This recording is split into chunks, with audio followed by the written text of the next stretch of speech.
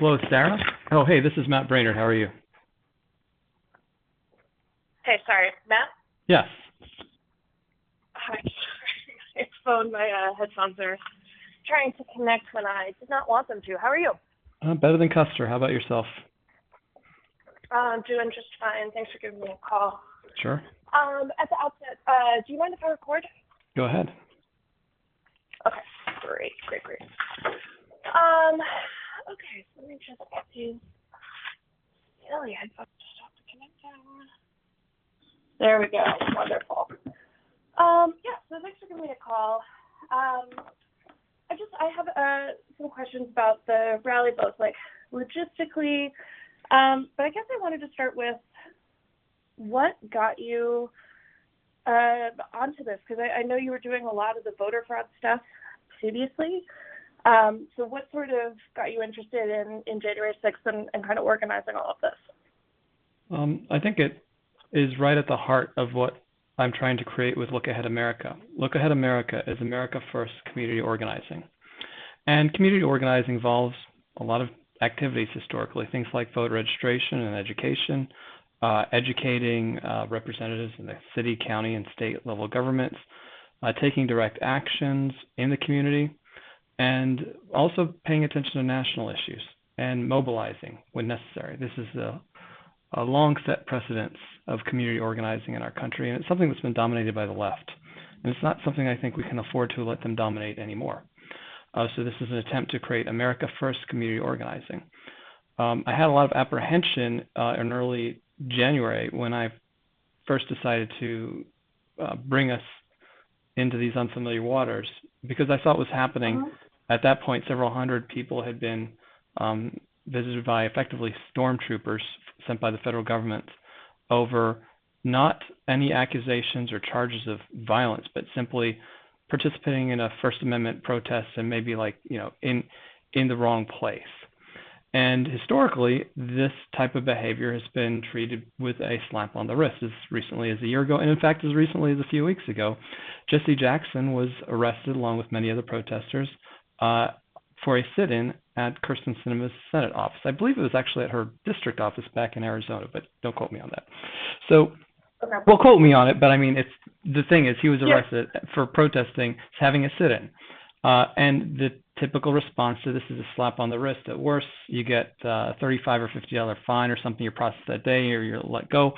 And I thought that the response to the hundreds of individuals at that time in January who had not participated in any violence, had not been accused of participating in any violence, didn't loot, didn't burn anything down, nothing like that, simply exercised their First Amendment rights in a public building, which on any other day, and I don't know if you're in D.C. or not, but walking into that building is no big deal any other day of the week. And to have them basically being treated like terrorists with Gestapo tactics and having their faces put up on billboards around the country, I think that was a signal to me that this is about something bigger, and it was really about creating this fake narrative of there ever being an insurrection. And for that narrative to take off, well, you need to have villains, and you need to treat them like villains. You need to have domestic terrorists who are attempting to overthrow the government. They're sort of been scapegoated for the purpose of advancing that narrative. And I was quite, again, apprehensive about sending the letter to the Department of Justice and the FBI because, we live in strange times. But I knew it was the right thing to do. I knew it was the right thing to marshal Look Ahead America's resources into. And then, the letter got no response. It got almost no coverage in the media, which is sort of the, people fear what the media says about you, but the bigger thing to fear, at least when you're in organizational movements, is that they just ignore you. So we held an event at the Department of Justice, and we got a tiny, tiny bit of coverage, a little bit of coverage, and a very small crowd because people were afraid to come. Then a month later, and I had actually only planned this one the night before because I was thinking about what am I going to say on the back of that pickup truck in front of the Department of Justice to keep this going. We're going to the prison. So a month later, we went to the prison. We had a much larger crowd. We had 9 events, 10 total events throughout the country simultaneously. We had elected officials speaking at these events. We had pretty massive crowds compared to the first ones. And we started to get some media coverage. WAPO had 2 reporters cover that story. We had other, folks cover it. So now we've announced that we're going to the Capitol, and I'm talking to a reporter from the Daily Beast and all kinds of other reporters, and we're getting coverage in international press. So our purpose here is it's twofold. First is to raise the profile of the victims of this political persecution and demand justice, demand accountability from the federal government. But the second part of it, it's always got to be about 2 things. We're building organizational muscle that has been lacking on the right, I guess, forever. And this is an exercise in it because, look, we have had success. We have been an icebreaker on this issue. We wrote the letters. Months later, senators and congressmen wrote the same letters. Months later, we went to the Department of Justice. A month later, 5 congressmen went to the Department of Justice for the same reason we did. We went to the prison, and then more congressmen went to the prison and tried to get answers, the same answers we tried to get. So we've sort of, and you see President Trump now asking about Ashley Babbitt and what happened to her. We believe that this is because of our organization's efforts to bombard state legislators demanding answers by holding these events to this cause, and we're continuing to elevate it with this rally that we have at the Capitol. We have something else planned between now and the Capitol rally, which I'm very excited about. I can't really discuss, but it's a very novel tactic that we're going to deploy that will further raise the issue. So we're really trying to bring as much attention to this as possible. We think we're making progress. But the reality is that we're not making nearly as much progress as if the roles were reversed. If it was some right-wing president holding these nonviolent political prisoners without bail, without access to their attorneys, in solitary confinement in horrific conditions, I think that basically there would be 100,000 people camped out in Washington, D.C., and they would have no choice but to at least grant them bail. We need to build that kind of muscle on our side, so the next time something like this happens, we can have a bigger impact rather than right now, which is sort of creeping and crawling. But you gotta crawl before you can walk, gotta walk before you can run. So that's where we are right now. Sure. So Matt, a lot of follow-up questions there. First of all, I've heard you say this before in media appearances that you went to DOJ and then a month later Marjorie Taylor Greene, Matt Gaetz are there. Did you have any conversations with them about that? Were you pushing for them to do that, or do you just feel it's not a coincidence?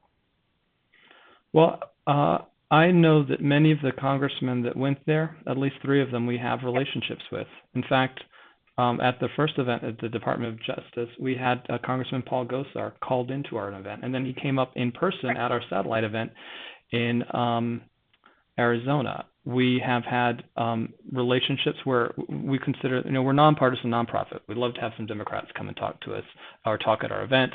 We've reached out to Jesse Jackson to come speak at our event.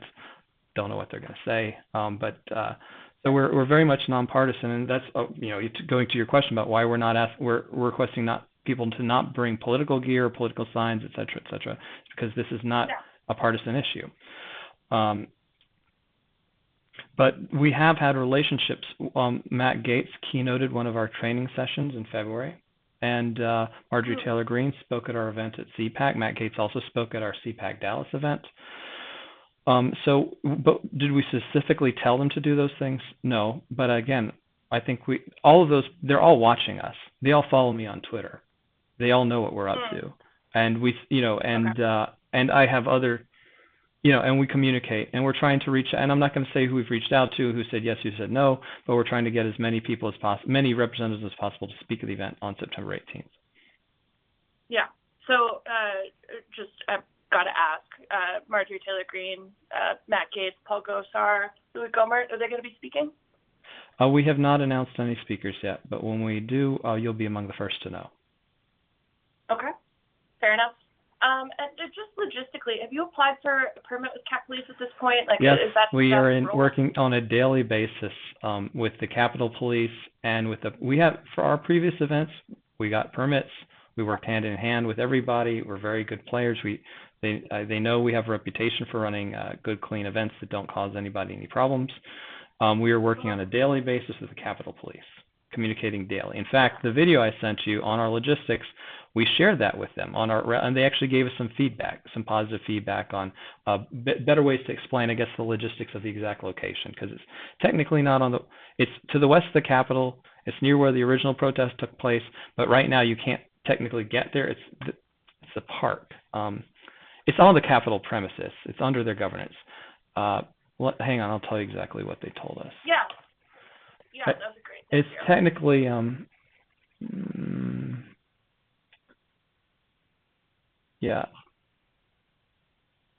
it's in Union Square. It's Area 15. It's technically Area 15 on the Capitol grounds. So. Okay. I mean, we're getting back is that and you saw in the video, we're telling and we said this at our previous events. And in fact, at our previous event at the prison, somebody walked up with a hyper-partisan flag. I politely asked him to take it down. He put up an American flag instead. No problems. So again, with this event, we're working with the Capitol PD on basically almost a daily basis. We know that the morning of our setup, they have to inspect it and all that kind of stuff. And there are many events at the Capitol, I imagine, that you haven't reported on, like there was a protest in favor of Cuba or something, and I think AOC did something on the front steps recently, so this is pretty routine stuff. Yeah, fair enough. I covered the Capitol for years. I've definitely seen protests up there. I think you can understand the particular interest in this. And I appreciate the particular interest in this. That's why we're doing it. Right. You've talked about the smaller crowd size at your original event, slightly bigger at the second event, and attributing a lot bigger at the second event, a lot bigger. And about when you 100 count, people?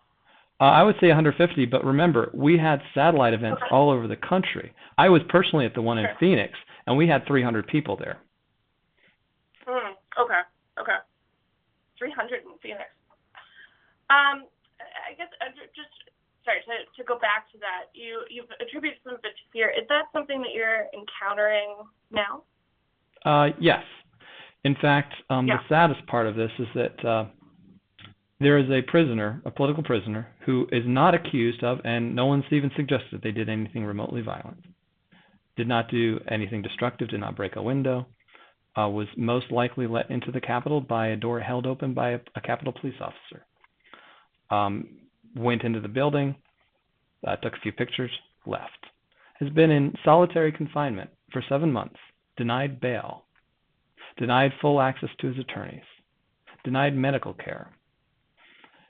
We had his mother invited. We were going to fly her to an event on September 18th, and she was more than willing to come and speak.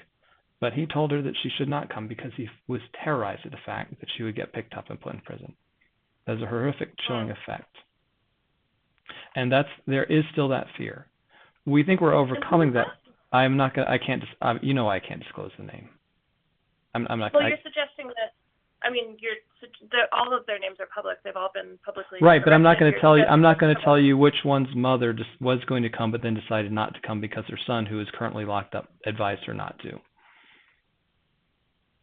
Can I have on the record the name of the person that you're alleging was in solitary confinement for 7 months and denied medical care, absent some other details? Oh, there are many of those individuals. You just have to read Julie Kelly's testimony. I'll tell you what I can do. I can ask the mother if I can disclose that story to you, and then I'll give you the name.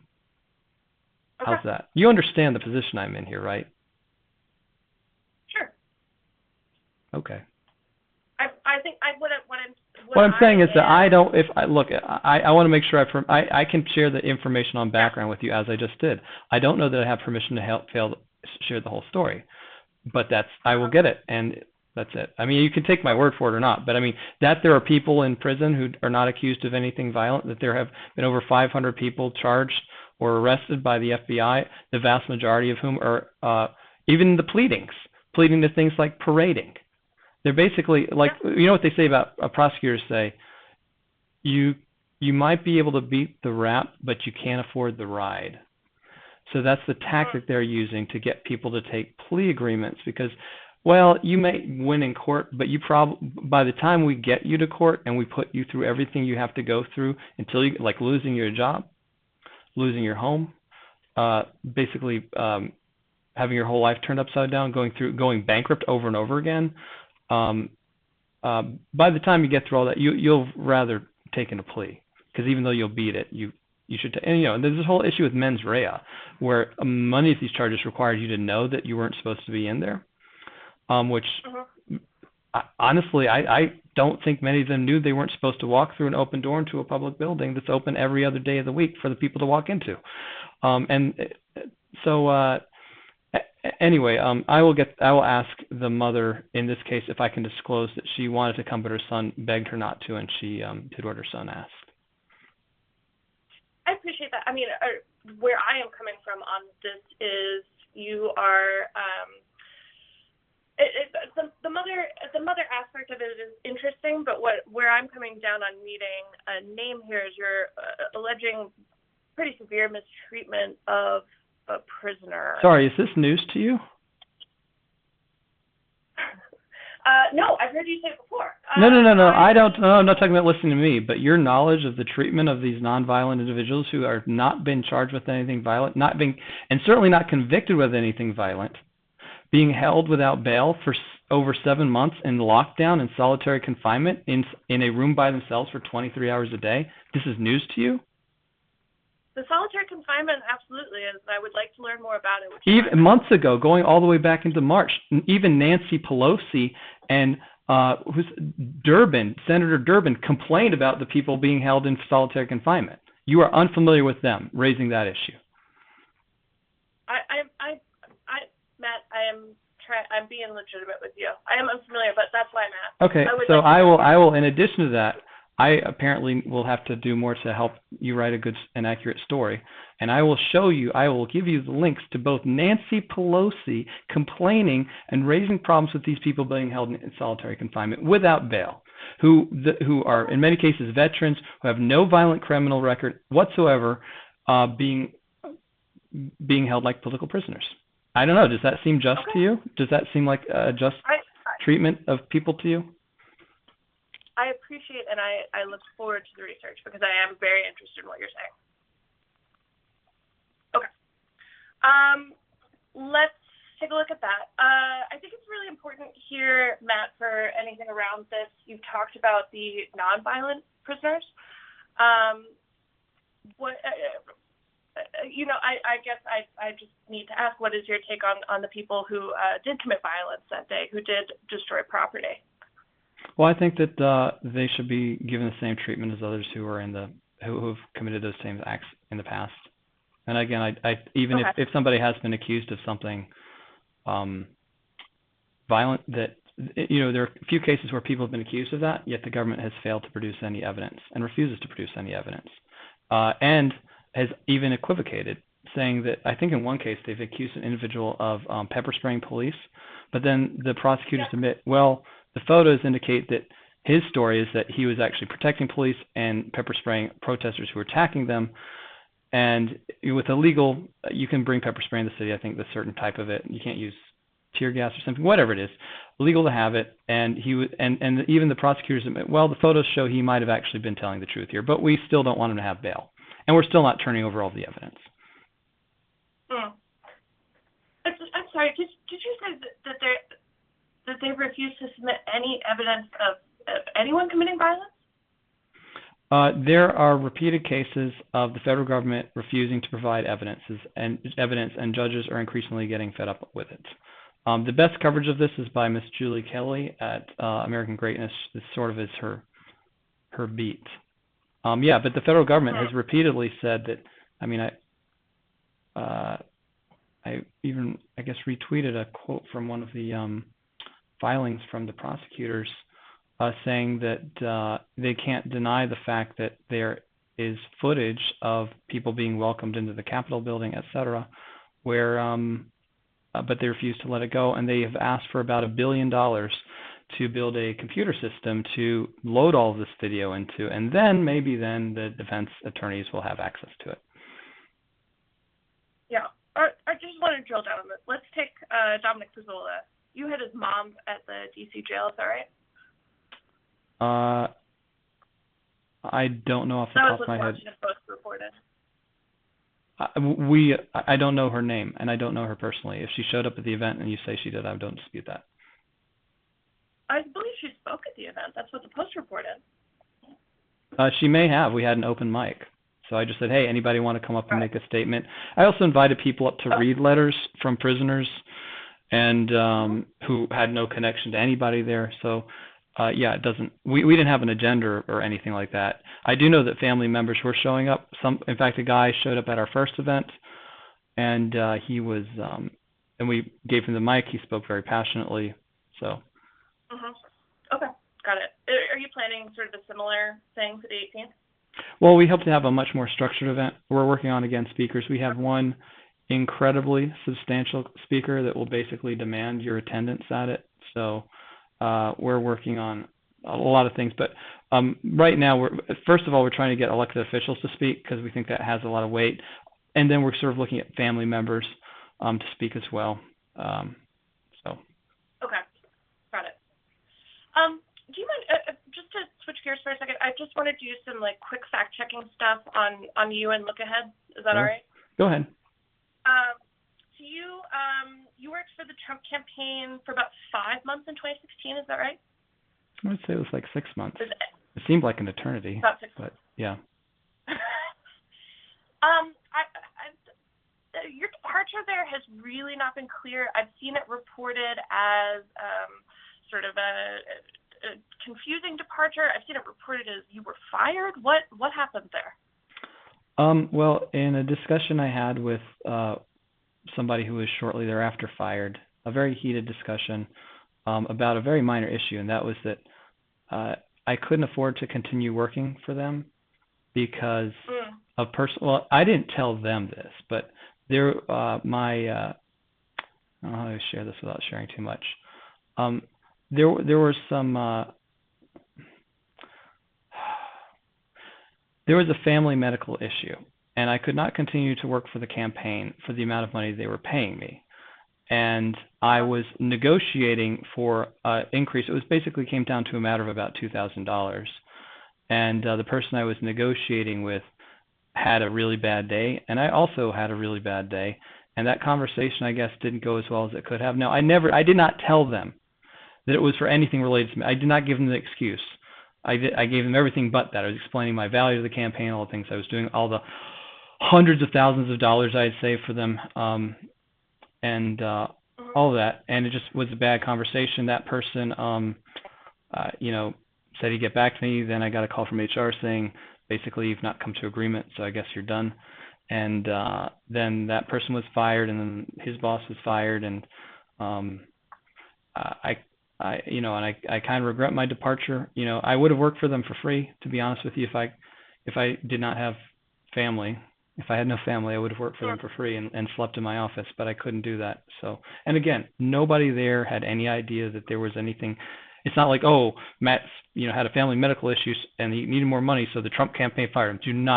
I did not disclose that. But that's why I was under pressure to get a little bit more money than what I was being paid.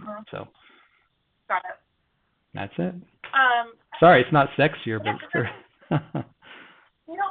that sort of answers another question that I had, which is, you've been involved in the post-election litigation around ballots. You've put out these reports. You're doing the January 6th stuff. It feels like you're very involved in the sort of Trump universe, despite having that departure experience. So I'm curious about your continued devotion there.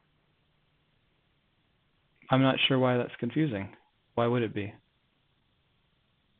Well, I mean, you were told, you're done here by the campaign's HR in 2016. I feel like other people. Well, I think that the campaign. I think that some people in the campaign have done a lot of dumb things. In fact, that continued all the way through the 2000 election, where I probably had the most coherent and workable case for trying to salvage, if there was any chance to salvage anything in the aftermath of the 2020 election. I was invited to the Trump campaign headquarters to talk about some of the analysis that I was going to suggest that they run at 9 p.m. on the Thursday after the election. So I got invited down there. I put on my best suit. I packed up my laptops in my backpack. I drove down to campaign headquarters in Arlington, and I stood on the sidewalk for an hour while they fought inside about whether or not to let me in. And then ultimately I was told I would not be let in, and I went home. And then I continued the work by crowdfunding the money I needed and getting the data we needed and building the team on our own. And at the end of it, it was actually Trump's attorneys and the White House were completely reliant on the project we built for answering questions, for giving them support.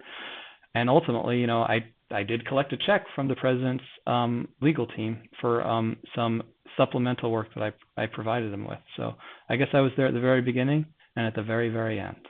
And my lack of involvement throughout it, I think, speaks to just how poorly run that campaign was, how bad they made decisions. And I think it's really regrettable. And I understand, a guy running for office for the first, seriously for the first time, doesn't have his whole, it didn't come up from House, Senate, governor, all these other races to get the shakeout done, to find the right and the competent people. And so I'm completely supportive of the president, everything he's trying to do. I still am supportive. I consider him the best president the country has ever had.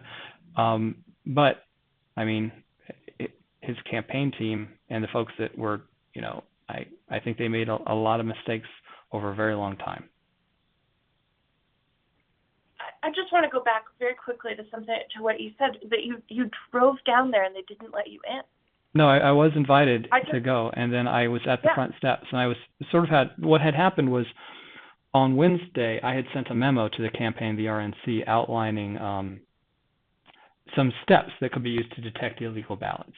Because I think that's really the only thing you can do, short of anything miraculous, is you show, hey, the number of illegally cast ballots surpassed the margin of victory. There's a problem with the election because we don't know who really won. That's the kind of thing that historically in courts have gotten elections thrown out, have got redos called, that kind of thing. And that sort of was the focus of our analysis and what we actually ended up doing. So I didn't get any response from the campaign, and then I just tweeted it out of frustration. And that tweet, for some reason, caught fire, such that within a day, I had the president's sons had started following me on Twitter and were messaging me saying, hey, are you talking to people at the campaign? And so ultimately, I was invited down there to have a conversation. I wasn't looking for money. I was hopeful that I'd just be able to say, hey, you guys can do this, right? Because they should. The analysis that I was suggesting doing, A, they already had all the data to do it. B, they should have already done about half of it already anyway in preparation for the election. But like I said, it was 9 or 9:30, but at night on Thursday, I go down there, I stand outside the headquarters.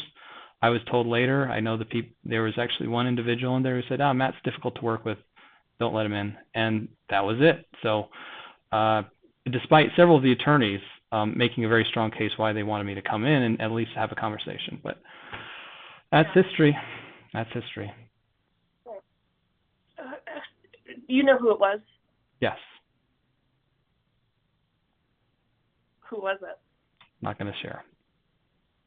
But it's somebody who should never have been involved with politics to begin with at any point in time, yet was given, again, that's a lot of bad decisions. Yeah. Okay. Is this your full-time job? Well, it's one of my full-time jobs. I have a salary with Look Ahead America. I was the third person brought on full-time. My salary is $60,000, and you'll see that on the $990 that we have to put out at the end of the year. I also work as a general consultant to campaigns all across the country. Speaking of the $990, I haven't been able to find any.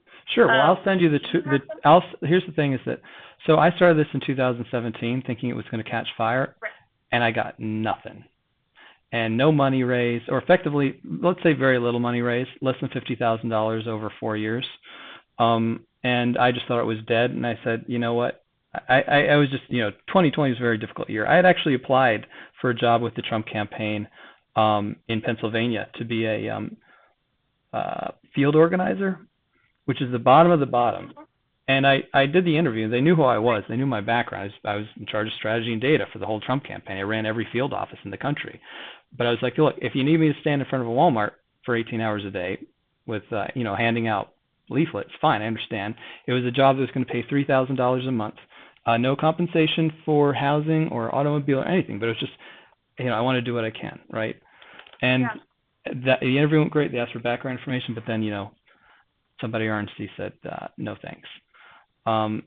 but I never stopped trying to be involved. But like I said, Look Ahead America, I thought, oh, surely they'll understand the value of having a America First voter registration operation targeting disaffected patriotic Americans from rural and blue-collar backgrounds. Surely they understand that having organizations like Acorn and having millions of dollars dumped into urban centers with progressive voters, you got to match that. But nope, I was completely wrong. Nobody cared. Nobody gave a damn. So I basically figured, I don't know, just not even bother with filing the paperwork. But we did file the thing is, we filed, we in January, I had money left over from Voter Integrity Project, about $80,000. I said, you know what, let's relaunch Look at America. So we immediately started to get our C3 reinstated. We have a very good treasurer, Thomas Datweiler. He's the treasurer for like 8 U.S. senators and a bunch of congressmen and God knows how many candidates all across the country. He's actually on our board of directors now. We're going through I know that 6 months later, we just found out that our case has been assigned to an agent at the IRS. We had C3 status before. I don't suspect we're having any issue getting again. I mean, we did do the 990 for 2020, but it's a 990N. Do you know what that is? I do not. Well, when you raise less than $50,000, you basically check a box, sign one sheet of paper, and that's all you got to do. Yeah. So that's all we did, and because we had to. So you're not going to learn anything from our 990 other than that we're broke. Well, no, so I'm sorry, you said that you just found out that someone was assigned? Yeah, we filed in January, but, COVID. Yeah. They're really backed up. But we got it before with little issue. I don't see why we have an issue getting it now. We're well within the guidelines of what a C3 is and what it does. Yeah, I guess because the IRS, the IRS did revoke the C3 status last spring, right? I mean, that's because of not filing, not because of anything we did. Right. That's what we didn't do. Right, but in the interim, you've continued to call yourself a nonprofit and a 501c3. Since we refiled, we are allowed to operate as a C3. With our filing and when it's under consideration, we're allowed to operate as a C3. Now, if for some reason the decision does not get made until 2022, and we send out letters to all of our donors saying yes, it's tax deductible, and if we don't get a decision until 2022 and they say no, we decline you, and there's no appeal, then we have to let all of our donors know that, hey, that wasn't actually tax deductible. But in the meantime, it is, and we can say that. And we have no expectation for it to be turned down. It's their rules, not mine. I'm just following the rules here. Okay, yeah. The District of Columbia says that you guys have filed as a corporation rather than a nonprofit? Yeah, that's how nonprofits file. Okay. Not 501c3 nonprofit corporation. Everything from the Red Cross to did you guys switch over to nonprofit yet? Because I know that's the way of many of these, like what was the Atlantic? I know that a lot of these the lefty pub. Well, I guess BuzzFeed's not, but a lot of the lefty pubs have, and National Review too. I think they've switched over to a nonprofit, but they're still a corporation. Yeah, some of them have. No, we are not. We are going public, actually. Yeah, good luck with that. Thanks. Thanks very much. Sorry, I'm just actually pulling up this email because I want to make sure that I get this right. Because I was trying to find your incorporation documents, right? And the issue was, that the IRS had rescinded because you guys didn't file your forms, but you refiled in January. Great. And I'm trying to find this EC email, which would be right here. Why don't I forward this to you? Maybe that's easier rather than just trying to find it on the phone. I just want to make sure that I have all of the documentation correct. Well, I mean, if you have any questions about any particulars regarding, because I know that this is a common hit tactic on us, is that we're not really a C3 or whatever. But I wonder when we get that certificate in the mail, which actually may be sitting in my downtown mailbox, we publish it if that's going to get any coverage at all. But I'd be more than happy to connect you with our treasurer, who is sort of on top of all of this. But what's email are you sending me? I'm just gonna double check this DC tax language, and I will just run that by you. I just checked in with the Office of Tax and Revenue on your filings there, so I just want to make sure that I get that accurate. And sorry, you mentioned your mailbox downtown? Yep. Or we have a small office space. You have a small, oh, okay, got you. Is that in DC? Yeah. Got it. It's on our, it's the one that's on our website. Right, the 12th Street location. It's an office that's shared with American Tax Reform? Yeah, they're also there. Yeah, so I went down there yesterday, and on the call box there were only 3 organizations, none of which was Look Ahead. But you have an office in the building? Well, we can go down there and sit in a desk if we want to, and we also get all of our mail there. So I mostly just go down there to get mail. Gotcha. Okay. And it's not part of Americans for Tax Reform's floor, right? Oh, it's a separate. No, they have a bunch of little organizations just like us that have some kind of arrangement to either use space or to take a mailbox. So I was a firm or a contractor for them, so I have good relationships with them. So we were able to get a little mailbox, and again, if I need to talk to somebody up there, I can just sit down at a desk and chat. And sort of they've got a floor with a bunch of different little organizations just like us. So. Got you. Okay, so it is through Americans for Tax Reform. Okay, that was confusing to me earlier. Well, I mean, they're the tenant, and we just have a mailbox there. Got it. Okay, understood.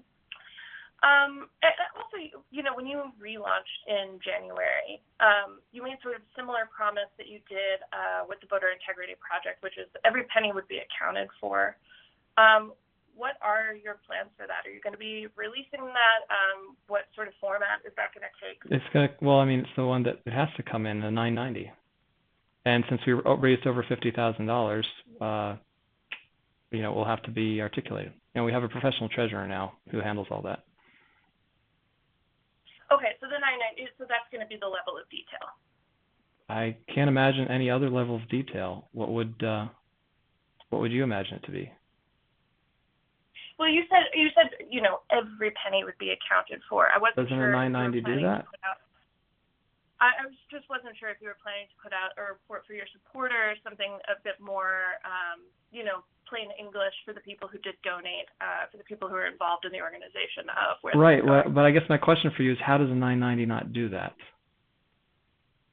A 990 is an accounting of how much money you spent. I was just asking if you were planning to put out a report, because I know that you did with the Give, Send, Go put out the. Yes, and one of your former colleagues, we gave him access to everything, and then he sort of hand-waved it, so whatever. Who's that? What's his name? He's over at Axios now. I'm blanking on his name. He's actually been following us for a long time. He used to be with you guys. Are you talking about Lachlan? He's yes. Daily Beast. He's not BuzzFeed. Wait, you're BuzzFeed. Okay, sorry. They all kind of run together. Oh, sorry. I stand corrected. That's very fine. Let's see. You already addressed the salary. I noticed that you have hired legal counsel to help with these Dominion letters that are coming in. Is that getting paid out of LAA as well? Yep.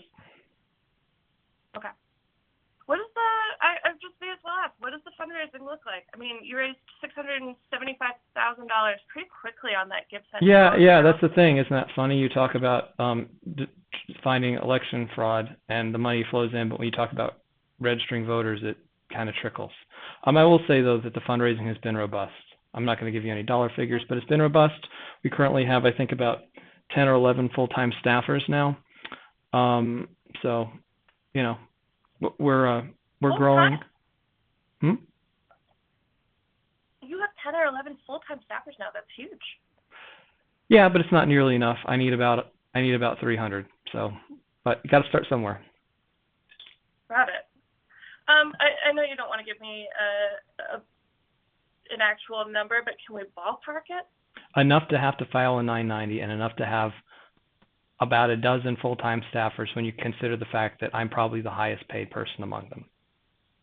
You can do the math.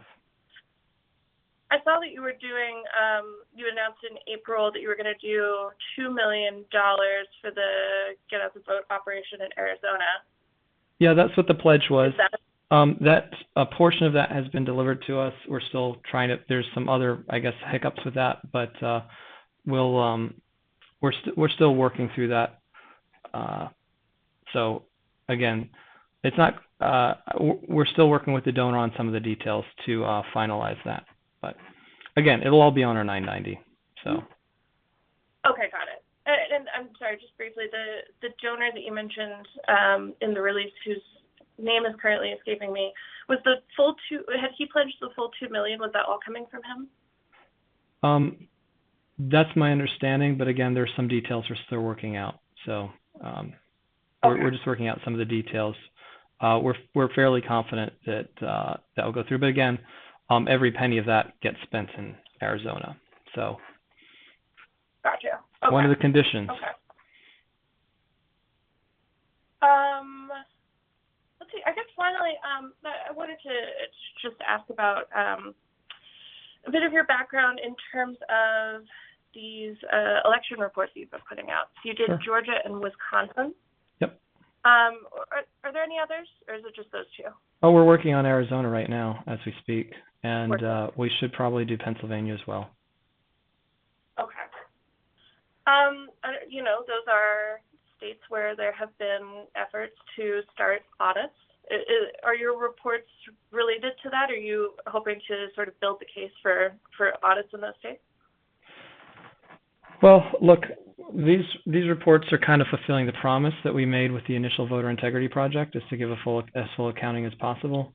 Our initial thinking was that, as we say in the reports, these will lead to reforms that would prevent further problems from happening. If they lead to audits, I think that's fine too, because I think ultimately the audits could themselves lead to legislative reforms in how the elections are run in those states. So I think that's the only real positive potential outcome of audits. And the thing is, election audit, forensic audit, these phrases are getting thrown around. The exact meaning of these terms are somewhat unfamiliar to me. I have been consulted by certain people who are in other states about what an audit would look like, and I've been very frank about it. I mean, the real question many of them are having is that, well, did the machines tabulate them correctly, and did the machines adjudicate them correctly? And my answer is very straightforward. Nothing special. It's that, look, in all these cases, there was a paper ballot. Do a random sampling of precincts. If the numbers are the same, wasn't an issue. If the numbers were the same, there is an issue. But that's all on the counting side. These reports, our efforts are entirely on the casting side, where we know we've identified, and I can have our research director go through, and he will show you ballots that you will have to admit were cast illegally. And there are illegal ballots cast every election. It's just that this year the margins were so close and the intensity was so high, we believe, at least as we've demonstrated in the states of Georgia and Wisconsin, that the number of illegal ballots surpassed the margin of victory such that the deserved winner of the election is unknowable. And it's a very straightforward thing, and that is a premise that was originally put forth in 2012 by the Washington Post, given how mail-in ballots work. I would like to see those ballots if I could. Yeah, so what we did was we identified them electronically. The folks that, with different measuring techniques, we determined that they were no longer legal residents of the state. They had permanently moved out of the state, according to other government databases. We then we did a sample of them, and we saw that, because some of them move out for legitimate reasons, some do not. Like a military person, they can move out of state for legitimate reasons.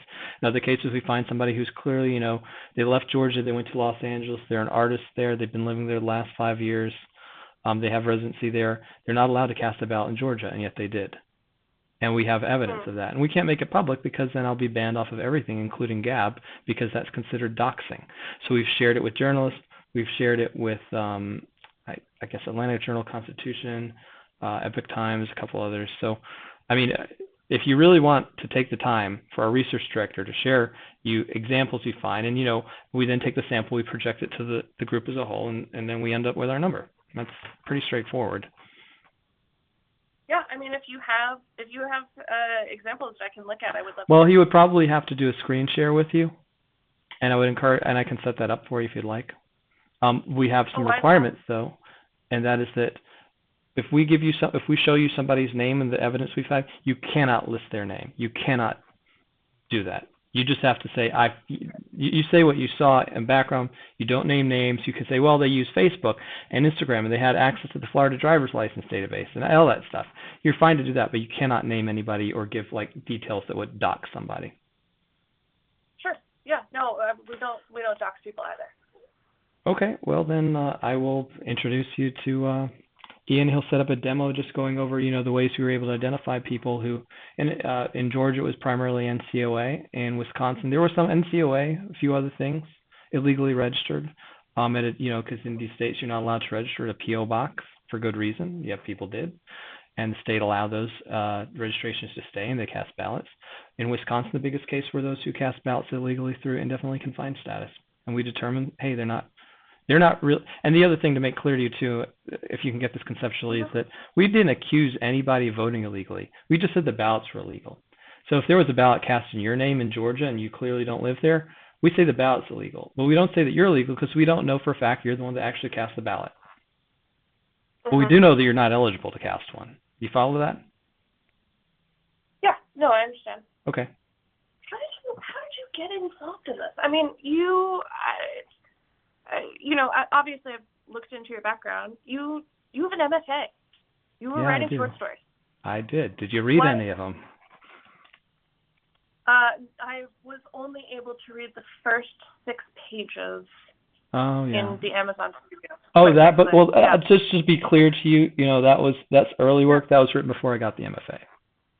Long before. I've been published in about I think 8 or 9 places with true short fiction. True literary fiction. Yeah, that's right. When I went to New York to get involved in writing, I kind of thought that my political work had been, I was done. I tried initially to get on the Cruz campaign before Trump announced he was running, and a few different things, and it just wasn't. It's tough. Whereas but I got really excited about the Trump campaign. I had a friend who had a friend of a friend who was involved. I gave my resume, I told them about my background. They immediately hired me and gave me a tremendous amount of responsibility. And basically I was able to a great extent, do almost everything I wanted to do that I needed to be done to help us win that election. And you can see that I wrote the memo on basically the strategy that was used, and that was, I think it was later published in 538, basically focusing on people who had a low propensity to vote but a high affinity for Donald Trump, and just bugging the hell out of them to get them to show up and vote.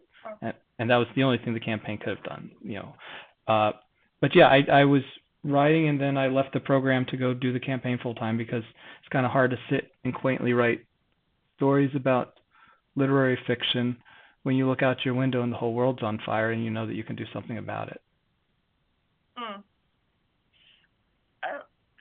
So you left the MFA program? I left it, and then I went back and I finished it, and I have an MFA. Okay.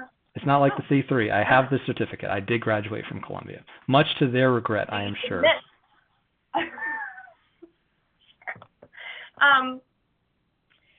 Sure. So I still am interested in what feels like sort of a leap to me from writing into this kind of. You were at the head of data. What experience did you have? How did you get this job? How did you end up examining ballots? I mean.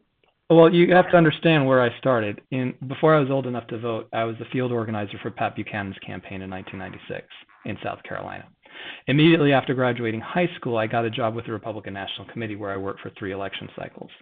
I then spent about 6 years working first as an intern and then as a contractor for Frank Luntz.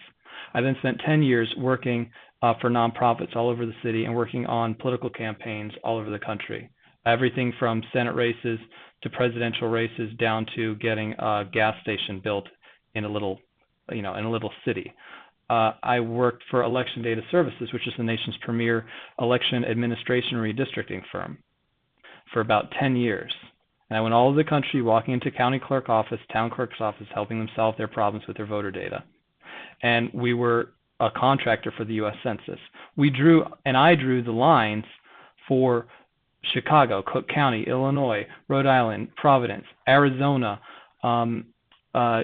Wayne County, Detroit, Washington, D.C. I was engaged in all the analysis. And then when those lines got sued because they were allegedly illegal, I helped defend them in court.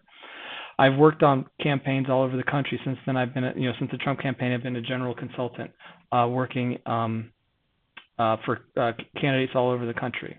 One of my prime candidates has raised more money in the last quarter than any other candidate in the country who is any other challenger, non-incumbent in the country.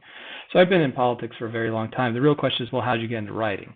And I just started writing fiction, and I started getting really interested in it. It became kind of an obsession. I studied it a lot. I taught a workshop myself.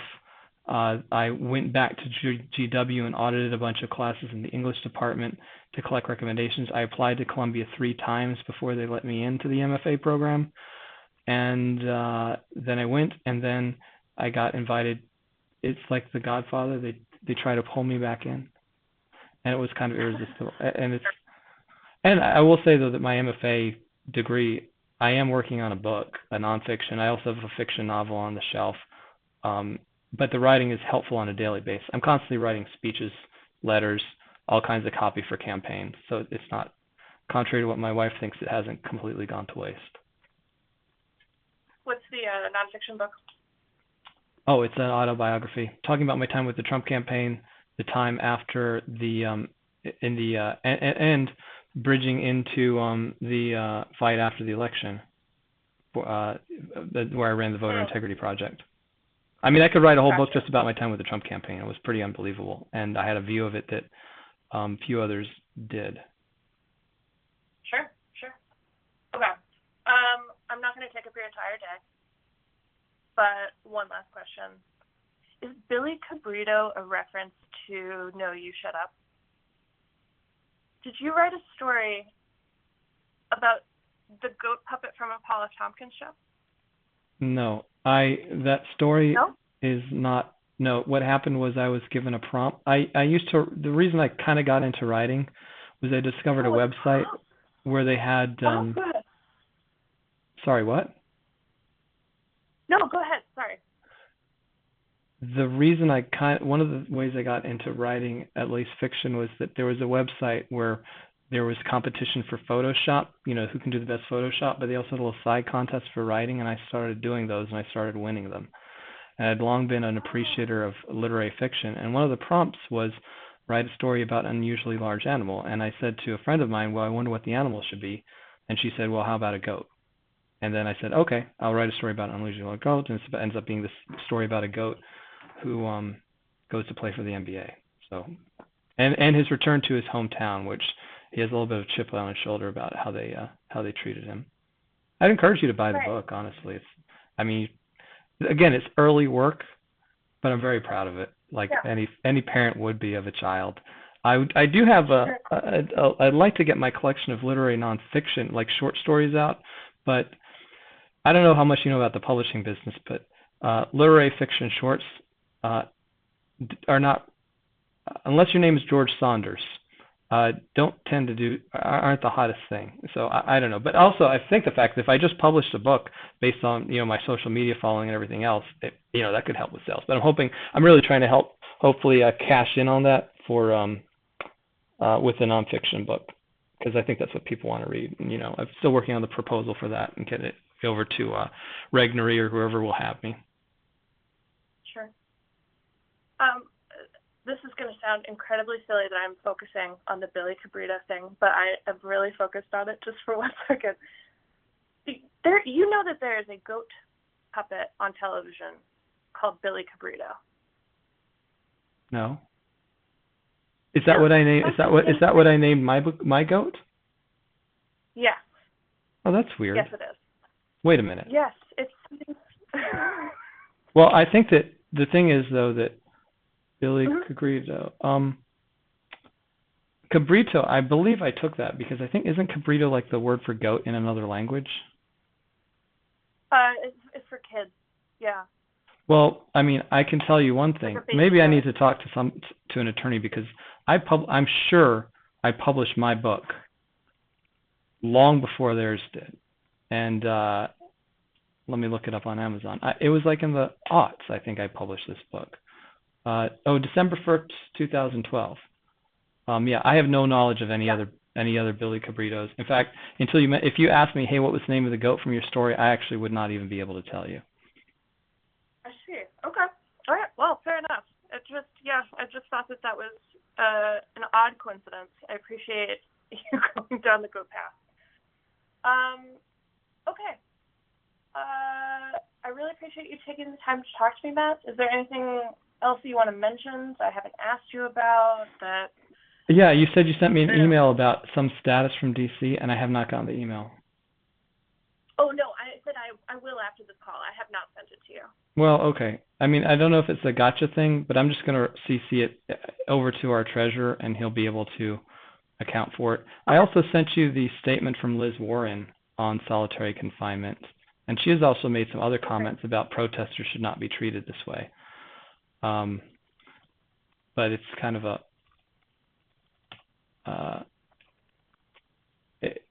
I'm just going to hit Google and find the story, but it was interesting to me, and I actually spoke about this at one of the first rallies, that the first people to speak about the mistreatment of these people were Nancy Pelosi and Dick Durbin.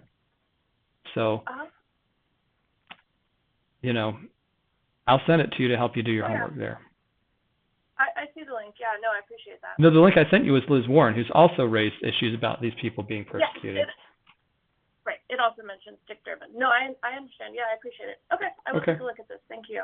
And I'm going to send an email introducing Ian Camacho to you, and he will do a screen share with you showing you how we demonstrate that people, in fact, had illegal ballots cast in their name. Okay?